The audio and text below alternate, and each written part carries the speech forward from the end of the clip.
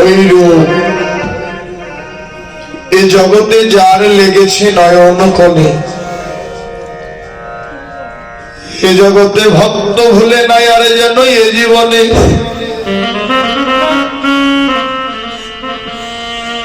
এ জগতে আমার গৌরের ওই রূপখানা সবার নয়ন কোণে লাগে না গো। এ জগতে আপন আপন গুরু কৃপা, দাদা আপন আপন গুরু কৃপা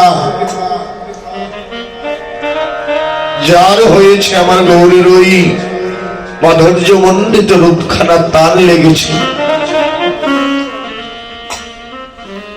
এই জগতে গুরু কৃপা না হলে ওই রূপখানা যে দর্শন করা যায় না। আমি যে রূপখানা দর্শন করব, যে রূপখানা দেখব বলে জগতে এসেছিলাম, মা বাবা, কারণ আমার তো দেখার মতো নয়ন হয়নি, আমার নয়ন তো ভালো নয়। কেন? একদিন তো আমি সদ্গুরু চরণাশ্রয় করলাম না, একদিন তো ভালো মানুষের সঙ্গ করিনি। আমি যে গৌর মাধুর্য মণ্ডিত রূপখানা দর্শন করব কেমন করে? আমার তো গুরু কৃপা হয়নি।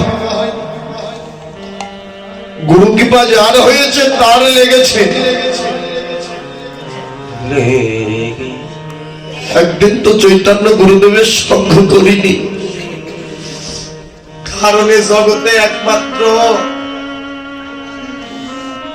গুরুদেবই দেখাতে পারে ভক্তকে। কেন না সেই মানুষটি ডাইরেক্ট যদি কেউ বলেন আমি ভগবানকে দেখবো, ভগবানের সঙ্গ করব, কোনোদিনও পারবেন না। হরি বল। যদি সরাসরি বলেন যে আমি ভগবানের সঙ্গ করব, কেউ কোনোদিন পারবেন না। কেননা সঙ্গ করতে করতে হয় সৎসঙ্গ। দাদু ভাই, সঙ্গ করতে করতে হয় সৎসঙ্গ, সৎসঙ্গ করতে করতে হয় ভক্ত সঙ্গ, ভক্ত সঙ্গ করতে করতে হয় যেন আমার গুরু।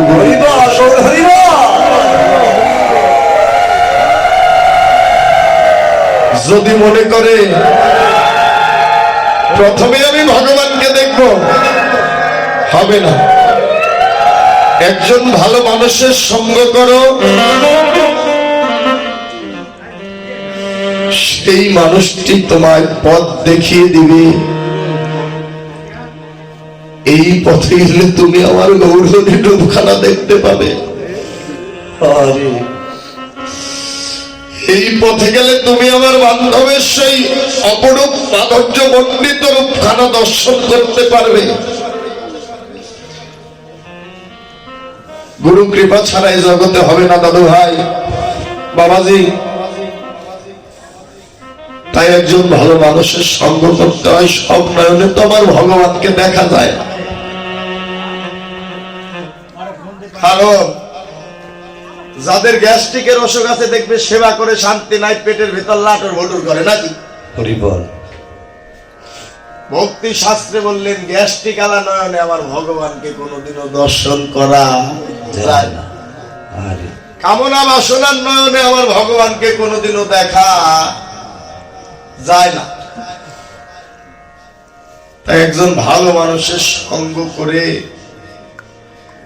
এই অসার দেহকে সার করে। রূপ কিন্তু বাহিরে বস্তু নয় দাদু ভাই, রূপ কিন্তু বাহিরের বস্তু নয়। যে রূপ দেখবো বলে আমি এই জগতে ঘুরে বেড়াচ্ছি, সে রূপ কিন্তু বাহিরে নয়। যে রূপকে আমি দেখবো বলে এত তীর্থধামে ঘুরে বেড়াচ্ছি, গয়া কাশী বৃন্দাবনে যেতে হয় না, সেই রূপ তোমার আমার এই 3.5 হাত দেহের মধ্যে আছে। কিন্তু আমার ভজন নাই, তাই আমি দেখতে পাই না। হাতের কাছে নড়েচড়ে ধরতে গেলেও যেন দেয় না ধরা। হাতের কাছে নড়েচড়ে সদা ধরতে গেলেও যেন দেয় না ধরা। যে বন্ধুকে আমি খুঁজে বেড়াচ্ছি সে মানুষটি সদাই সর্বক্ষণ আমার সাথে খাচ্ছে যাচ্ছে ঘুরছে ফিরছে, আমি দেখেও যেন তাকে দেখতে পাই না, কারণ দেখবার মতো আমার নয়ন হয়নি, তাই আমি তাকে দেখতে পাই না। বাহিরে কিছুই না, যা আছে বিশ্ব ব্রহ্মাণ্ডে তা আছে মানব দেহ বান্ধে, রূপ বাহিরে থাকে না। এই আপন মন্দিরেই ভগবানকে দেখা যায়। কোন দিন? যেদিন তুমি তোমার রূপখানা দর্শন করতে পারবে নিজ নয়নে, ভগবানকে দেখার আর বাকি থাকে না। কথাটি বলেই দিলাম, বলতে বলতে কেন না, যে রূপ দেখবো বলে জগতে আসতে সব বন্ধ, যে রূপ দেখবো বলে জগতে ঘুরে বেড়াচ্ছি, যে রূপ দেখবো বলে দেখার জন্য এত জায়গাতে যাচ্ছি মা বাবা, সেই রূপ বাহিরে নয়, কারণ বাস্তব প্র্যাকটিক্যাল বাকি না। কারণ তোমার আমার চেহারা দেখতে হলে কি আয়নার সামনে যেতে হয় নাকি গ্লাসের সামনে যেতে হয়? কেউ অনুভব করে নিজের চেহারা নিজে দেখতে পাবেন না, এটাই বাস্তব। দাদু ভাই মা চোখ বন্ধ করে দেখেন আমি দেখতে কেমন, আমার চেহারা কিন্তু আমার সঠিক মনে নেই, কারণ আমার কোথায় কি আপনারা ঠিকই দেখছেন কিন্তু আমার মনে নাই। আপনাকে আমি দেখছি দাদু ভাই, আপনার কোথায় কি আমি কিন্তু দেখতে পাচ্ছি, কিন্তু আমার চেহারা আমার বর্জখানা আমার মনে নাই। ভক্তি শাস্ত্রে বললেন ওই জগৎদীপ নিজের বদন খানা ওই ভজনের ঘরে গিয়ে পুনরাগের তাপ মিশায়ে যেদিন নিজের বদন খানা নিজে দর্শন করতে পারবি, ভগবানের দেখার আর বাকি থাকবে না। তাই রূপ কি বাহিরের বস্তু? রূপ বাহিরের বস্তু নয়, কথাটা অনুভব করো। যারা বললেন দাদা কথাটা তো সত্যই, সবাইকে দেখি কিন্তু আমি তো আমাকে দেখি না, আমি আমাকে দেখতে পারলে তো আমার সাধন ভজন পাশি হয়ে যেত। এটাই হলো রূপ, কারণ গুরু আর ভক্তের যে প্রেমের খেলা, ওই প্রেমের মাঝে হলো ভগবানের রূপ। রাধে রাধে মা বাবা, রূপ রাখতে হয় এই হৃদয় মন্দিরে। কেননা বাস্তব একটি কথা বলি, কে রেখেছিলেন রূপ? ভগবানকে ধরে রেখেছিলেন বক্ষ মাঝে। কে দেখাইছিলেন? দেখাইছিলেন আমার ভক্ত হনুমান। ভক্ত হনুমান। মা সীতা দেবী একদিন হনুমানকে একটি যেন মুক্তার মালা দিলেন, একটি মুক্তার মালা দান করলেন। মুক্তার মালা দিলেন, মালাখানা যেন হাতে নিল। মালাখানা হাতে নিয়ে মালাখানা কোনো ভালো করে তাকিয়ে দেখছে, দেখে মালার ভিতরে কোন জায়গাতেই রাম নাম লেখা নেই। মালাখানা হাতাচ্ছে, দুটি নয়ন জলে কাঁদে। মালাখানা যেন খুলে খুলে ছিঁড়ে ফেলে রে। মালাখানা নাসিকায় নিয়ে গ্রাম সঙ্গে কোথাও যেন রাম নামের গন্ধ পায় না। ওই মুক্তার দানাগুলো বদনে নিয়ে সাবানো দিচ্ছে, কেননা দেখি ভিতরে আমার রাম নামের কোন ছবি আছে নাকি। হ্যাঁ বাবা, কোথাও দেখতে পায় না, মালাগুলো ছিঁড়ে ছিঁড়ে ফেলে দেয়। লক্ষণ বলে মা, কারণ আমরা তো বড় ভাই বোকে বৌদি বলি নাকি, কিন্তু লক্ষণ মা সীতারানীকে মা বলেই ডাকতো। বলেছিল মা, ও মা, তোমায় আগে বলেছিলাম ও হলো বনের পশু, ও কে মুক্তার মালার মান রাখতে পারবে, এর মর্ম কি বুঝবে? সেদিন ভক্ত হনুমান দুটি নয়ন জলে কাঁদে আর বলে, শোনো হে লক্ষণ, এই মালার কোনো আমার প্রয়োজন নাই। কেন? এটা মুক্তাই হোক আর যাই হোক, যত দামি বস্তুই হোক না কেন, যে মালার ভিতর আমার রাম নামের গন্ধ নাই, যে মালার ভিতর আমার রাম নামের ছবি নাই, যে মালার ভিতর রাম নামের গন্ধ খুঁজে পাই না, সেই মালায় জগতে আমার কোনো প্রয়োজন নেই। তাই গৌর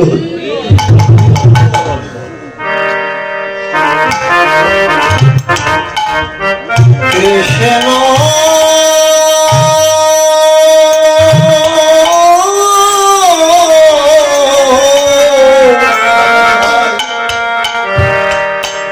হরে কৃষ্ণ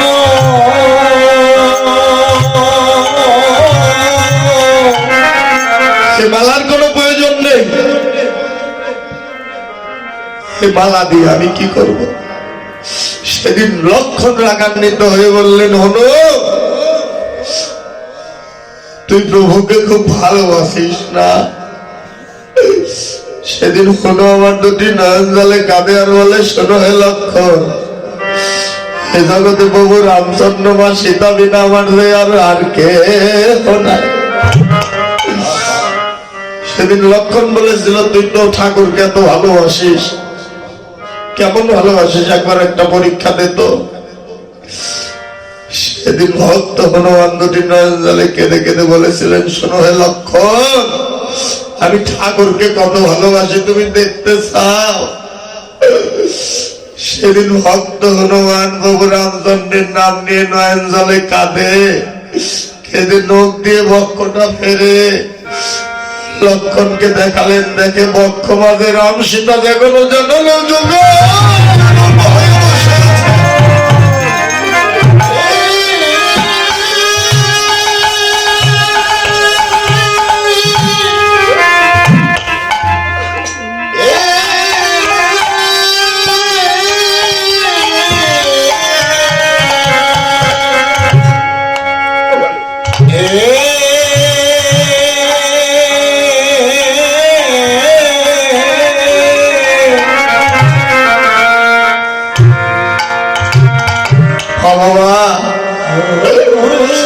লক্ষণ যখন বক্ষটা হলো, যখন বক্ষটা ছিঁড়ে দেখালো,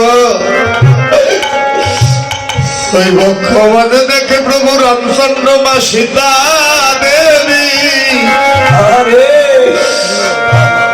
যুগল রূপ হয়ে যাবে বসে আছে। লক্ষণ লক্ষণ সেদিন অনুসরণে ভরে গিয়ে বললেন, হনুর জগতে আমি ভক্ত হতে পারিনি, জগতে তুই যেন বড় ভক্ত।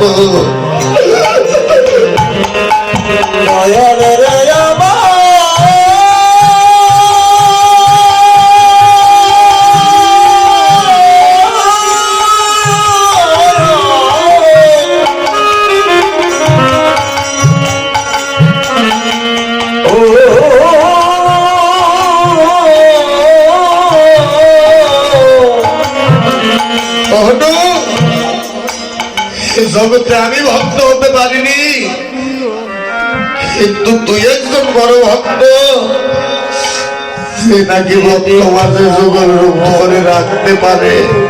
বাবা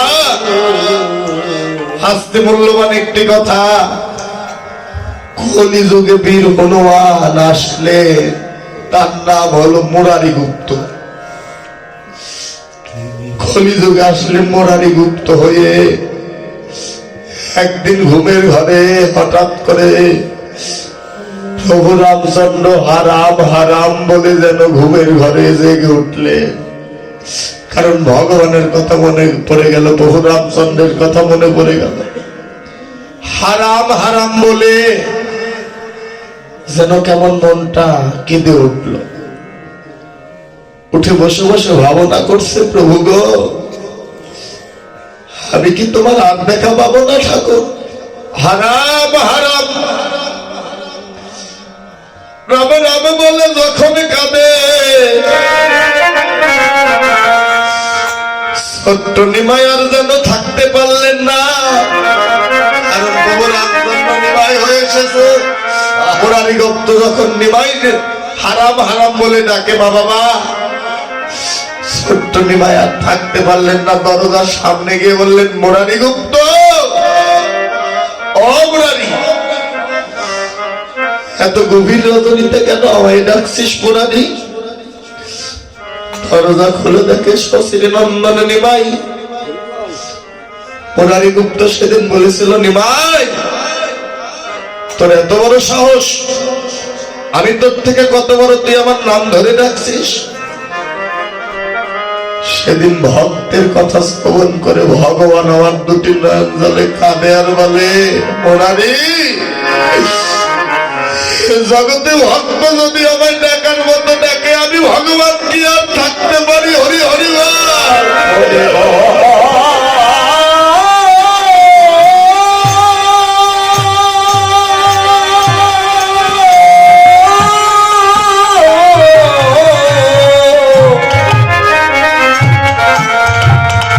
হরি হরি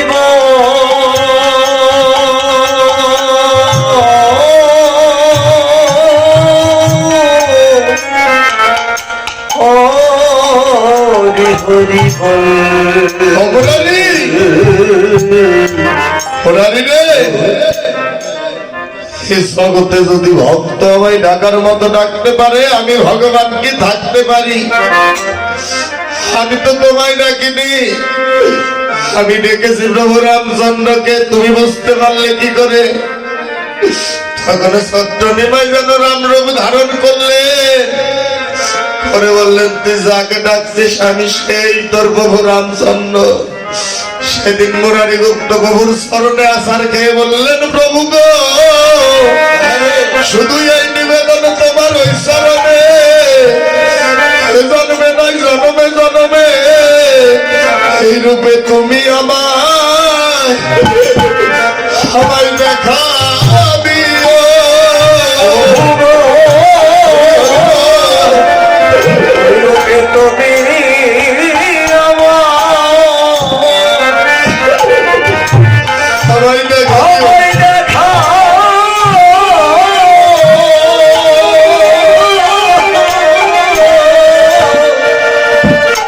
তুমি আমায় দেখা আমায় দেখা দিও।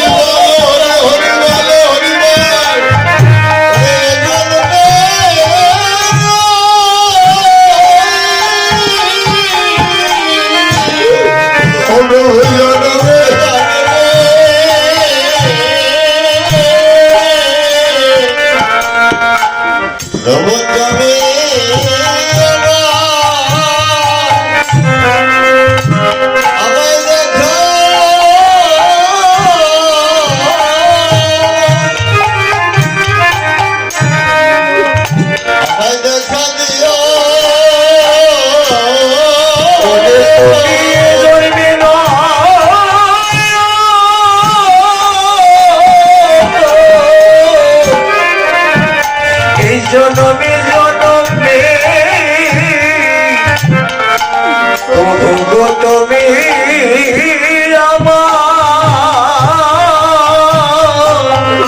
তুমি আমার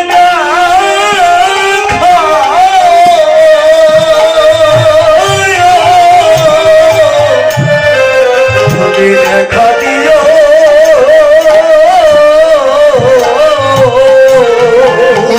শুধু এ জন্মে না ওরে এ জন্মে না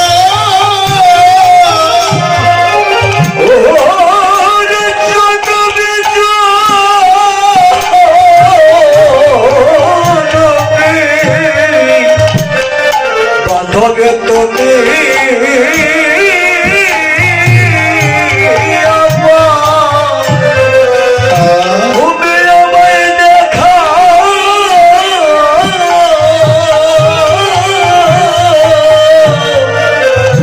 তুমি দেখা দিও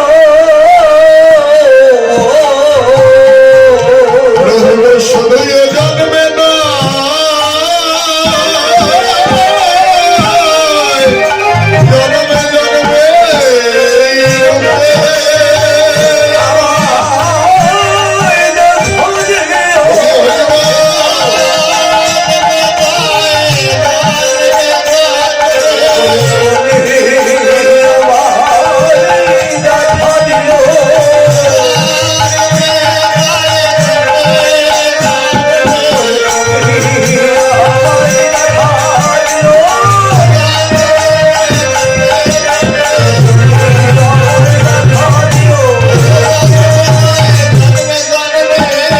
জন্মে জন্মে